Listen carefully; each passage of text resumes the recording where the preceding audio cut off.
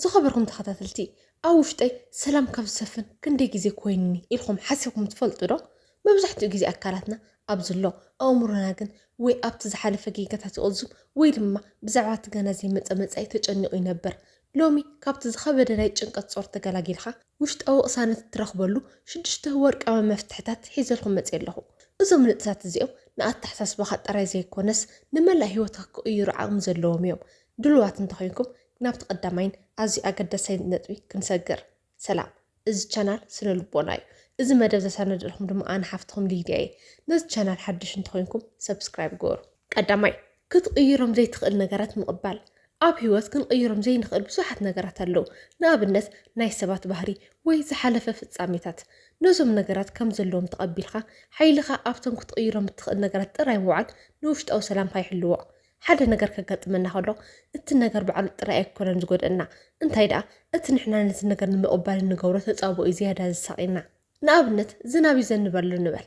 ንስኻ ግን ስለምንታይ ሕጂ ይዘንብ ክዘንብ ኣይነበሮን እናበልካ እንተተቆጢዕካ እቲ ዝናብ ኣይቋረፅን እዩ ንስኻ ግን ተወሳኺ ሕርቃንን ርእሲ ሕማምን ትረክብ ምቕባል እዩ እቲ ክኸውን ዘለዎ ምቕባል እዩ ሕጂ ይዘንብ ኣሎ እዚ ክቕይሮ ዘይኽእል ሓቂ እዩ ስለዚ ፅላል ክሕዝ ወይ ኣብ ገዛ ክፀንሓልን ኢልካ ምስቲ ዘሎ ኩነታት ዓረድካ ስጉምቲ ምውሳድ ማለት እዩ حدا كبت زعبي من جوهنا نسبات كنغيرو مفتانيو مصامتنا ازمارنا وي مسارحتنا كم زكون نيرو منا بلنا نجنا اتحقي نسخك تقدر تخل انكو نجر نغزا رسخا طراي ناي سبات حساب سمعيتن تغبارن اب تحت اوض صرخه ايكونون ات مفتح سبات كم تزلو مستقبلهم كابتنعاتهم ناي مغيار زي قال صور تغلاغلمو وشطاو سلام تركب مسوم كتنبر ليها ويس رحقتها ختحلو اتوسانه ناتخا يخون حلف نجار لك كم سبرة أرمزيو كتطاو أنت فتينك إد خط رئيس الميكا زخان جيجا يكون سلت حليف إيو نتز حلف نجار كم كون أين ور مبال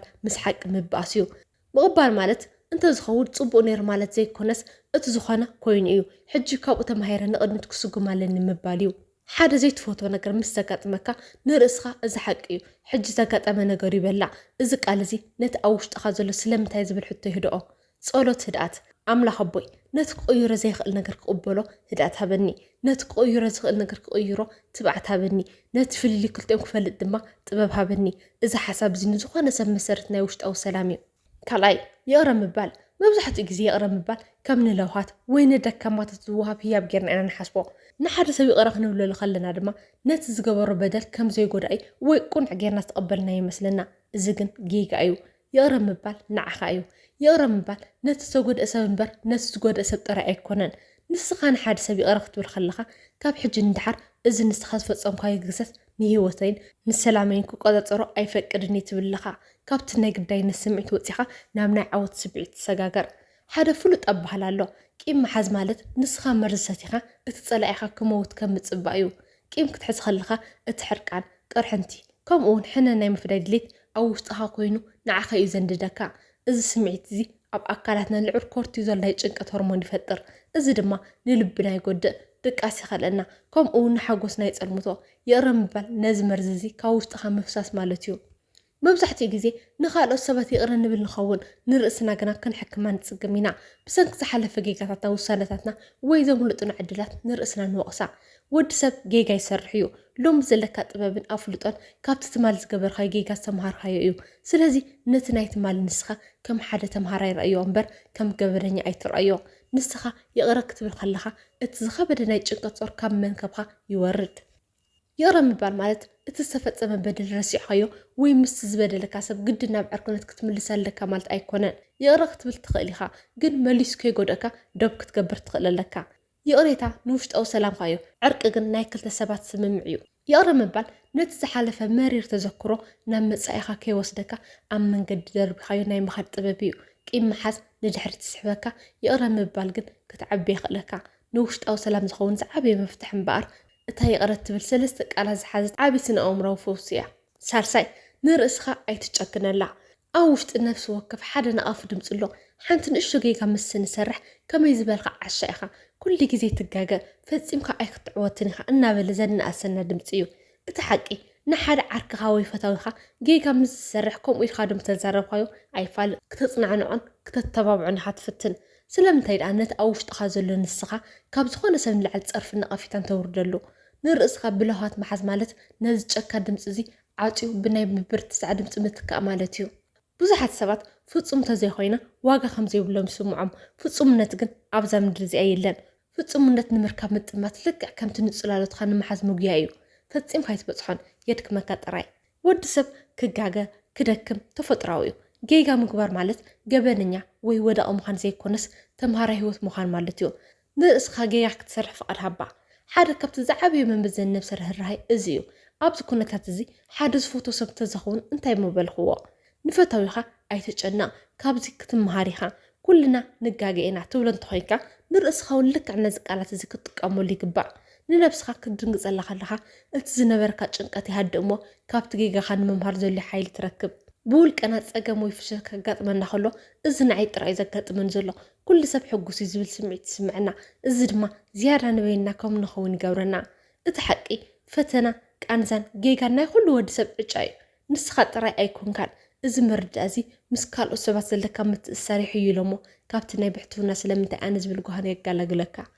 ንርእስኻ ምፍቃርን ምድንጋፅን ንኻልኦት ሰባት ዘለካ ፍቕሪ ዝያዳ ጥዑይን ሓቀኛን ከም ዝኸውን ይገብሮ ንርእስኻ ክትሕክማን ክድንግፀላን ተኽኢልካ ካብቲ ሰባት ዝፅበዮ ምፅንዓን ይቕንስ እሞ በዓልኻ ናይ ገዛ ርእስኻ ዓብይ ዓንዲ ትኸውን ንስኻ ከም ዝኾነ ኣብዚ ዓለም ዘሎ ፍጡር ፍቕርኻን ለውሃትካን ይግብአካ እዩ ነዚ ሓቂ እዚኣ ኣብ ልብኻን ተንቢርካያ ውሽጣዊ ሰላምካ ፈፂሙ ኣይክናወፅን እዩ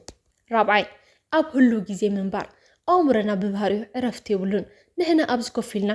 ኣእምሮና ግን ናብ ክልተ ኣንፈታት ይጋልብ ናብ ሕሉፍና ናብ መጻኢ ናብ ሕሉፍ ናብቲ ዝሓለፈ ጌጋታትና ዝተባሃልናሉ ሕማቅ ቃላት ወይ ዘምልጥና ዕድላት እናተመለሰ ስለምንታይ ከምኡ ገይረ ወይ ስለምንታይ ከምኡ ኢልኒ ብዝብል ጣዕሳን ጓህኒ ይቐስፈና ናይ መጻእ ድማ ገና ናብ ዘይመፀ ግዜ እናተመልከተ እንታይ ክኸውን እዩ እንተወዲቕኻ ገንዘብ ተዘይረኺብኻ ብዝብል ስጋትን ጭንቀትን ይስዕና እቲ ሓቂ ሕሉፍ ሓሊፉ እዩ ክንቆይሮ ኣይንኽእልን መጻእ ድማ ገና ይመፀን ክንቆፃፀሮ ኣይንኽእልን እቲ ኣንኮ ክንቆፃፀራን ክንነብራን ንኽእል ግዜ ሕጂ ጥራይ እያ ህይወት ማለት እቲ ሕጂ ትንፍሳ ዘለኻ ምስትንፋስ እቲ ሕጂ ትሰምዖ ዘለኻ ድምፂ ከምኡ እውን እቲ ሕጂ ትገብራ ዘለኻ ስራሕ እያ ንሕና ግን መብዛሕትኡ ግዜ ኣካላዊ ህላውና ኣብ ህሉ ግዜ ይኹን እምበር ኣእምሮዊ ህላውና ግን ኣብ ካልእ ቦታ እዩ ዝጠፍእ ንኣብነት ምግቢ እናበላዕኻ ብዛዕባ ናይ ፅባሕ ስራሕ ትጭነቕ እንተለኻ ነቲ ምግቢ ኣይበላዕኻዮን ዘለኻ ጣዕሙ ኣይረኸብካዮን ምስ ፈታዊኻ እናተፃወትካ ብዛዕባ ናይ ትማል ፀገምካ ትሓስብ እንተለኻ ምስ ተፈታዊኻ የለኻን እዚ ማለት ህይወት እናሓለፈትካ ከላ ንስኻ ግን ኣብኡ የለኻን ኣብቲ ትሰርሖ ዘለኻ ስራሕ ጥራይ ክተተክሮ ከለኻ ኣእምሮኻ ካብቲ ዘባኸን ድኻም ይዓርፍ ሓደ ስራሕ ጥራይ ብጥንቃቐ ምስ ትሰርሕ ንኣብነት ኣቕሓ ምሕፃብ ይኹን ፅሑፍ ምፅሓፍ ኣእምሮኻ ናብ ህድኣት ደረጃ ይኣቱ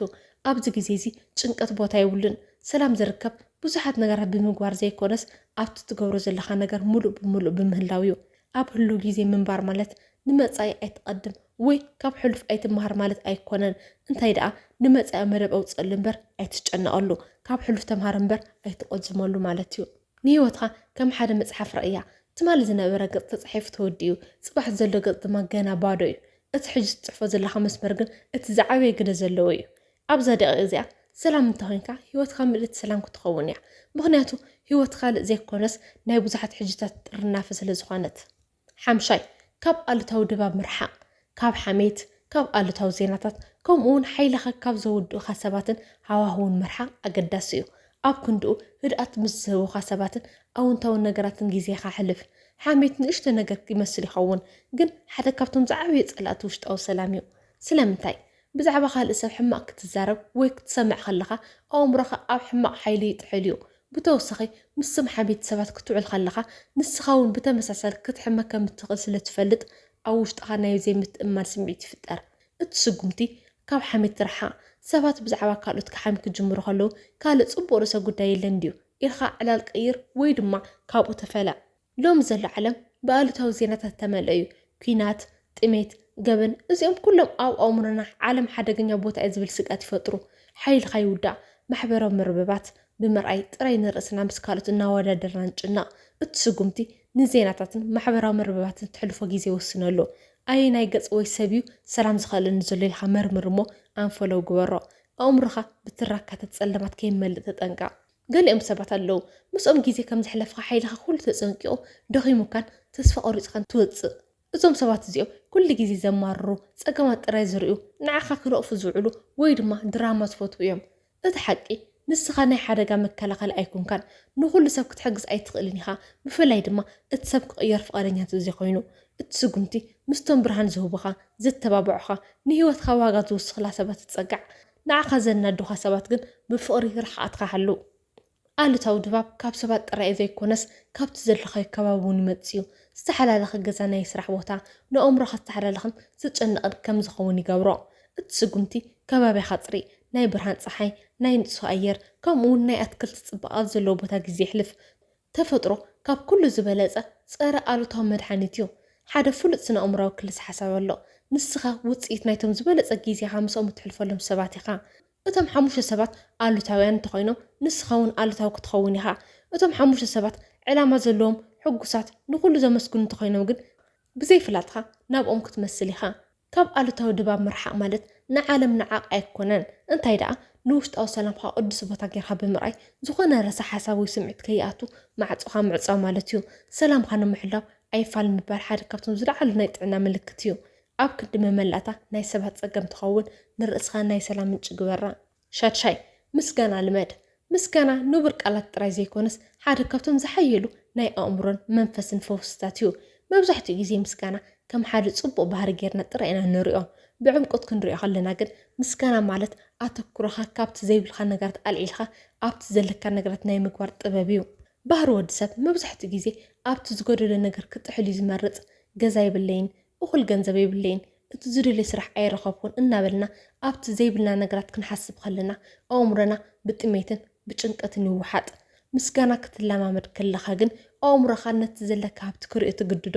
ሎሚ ጥዕና ኣለኒ፣ ዝፈትወኒ ሰባት ኣለውኒ፣ ትንፋስ ኣለኒ ኢልካ ክትሓስብ ከለኻ ውሽጥኻ ምልኣት ትስምዐካ። እዚ ስምዒት እዚ ድማ ንጭንቀት ቦታ ኣይረኽበሉን እዩ። ኣብ ሂወትካ ንዘለዉ ፅቡቅ ነገራት ክተመስግን ከለኻ ተወሳኺ ፅቡቅ ነገራት ናባኻ ይሰሓቡ። እዚ ድግም ዘይኮነስ ስነ ኣእምሮዊ ሓቂ እዩ። ኣተኩሮኻ ኣብ ፅቡቅ ነገራት ምስ ዝኸውን ዓይንኻ ዕድላትን ፅቡቅ ኣጋጣሚታትን ናይ ምርኣይ ዓቕሚ ይውስኽ። ኣሉታዊ ሰብ ፀገማት ጥራይ ክርኢ ከሎ መመስገኒ ሰብ ግን ኣብ ውሽጢ ፀገማት እኳ ዕድላት የለሊ። መብዛሕትኡ ግዜ ምስጋና ንዓበይቲ ነገራት ንኣብነት መኪና ምግዛእ፣ መርዓ፣ ዓብይ ዓወት ስራሕ ጥራይ ነዳልዎ። እቲ ናይ ሓቀኛ ሰላም ሚስጥር ግን ኣብቲ ንኣሽቱ ነገራት ምስጋና ምርካብ እዩ። ምስጋና ልምዲ ዝገበረ ሰብ ዝሓሸ ድቃስ ይረክብ፣ ንቁጣዕ ይቃለስ፣ ከምኡ እውን ምስ ሰባት ዘለዎ ርክብ ዝያዳ ጥዑይ ይኸውን። ምስጋና ልክዕ ከም ጭዋዳ ብልምምድ እዩ ዝዓቢ። መዝገብ ምስጋና መዓልታዊ ቅድሚ ምድቃስኻ ወይ ንጎ ምስ ተሳእኻ 3 ምስጋና ዝግብኦም ነገራት ፀሓፍ። ሎሚ ፅቡቅ ምሳሕ ስለ ዝበልዓኹ የመስግን ዝዓይነቱ ተራ ነገር ክኸውን ይኽእል። እዚ ፅሑፍ እዚ ኣብ ግዜ ፀገም ዓብይ ብርሃን ይኾነካ። ንሰባት ኣመስግን። ንሓደ ሰብ ስለቲ ዝገበርካለ የመስግን ምባል ንዓኻ ጥራይ ዘይኮነስ ነቲ ሰብ እውን ዓብይ ሓጎስ ይህቦ። ምስጋና ብዝሃብካ ቁፅሪ እናወስኸ ይመፅእ።